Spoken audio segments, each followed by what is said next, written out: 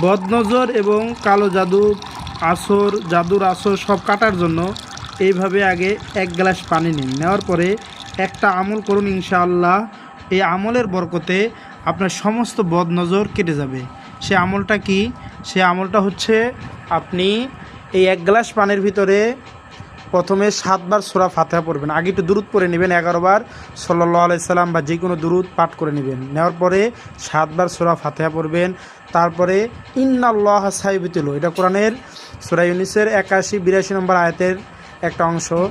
এই আয়াতটা আপনি 7 বার পড়বেন, পড়ে এই পানিতে ফু দিবেন। ইন্নাল্লাহা সাইয়্যিবুল, এটা 7 বার পরে পানিতে ফু দিবেন।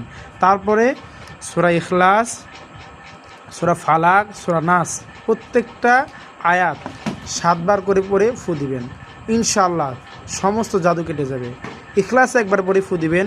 সূরা ফালাকের প্রতিটা আয়াত আলাদা আলাদা করে ফু দিবেন, যেমন কুল আউযু বিরাব্বিল ফালাক, মিন শাররি মা খালাক, মিন শাররি গাসিকিন ইযা ওয়াকাব। এইভাবে ফালাক এবং নাসের প্রতিটা আয়াত আলাদা আলাদা করে ফু দিবেন। এই পানি খাবেন এবং গোসল করবেন।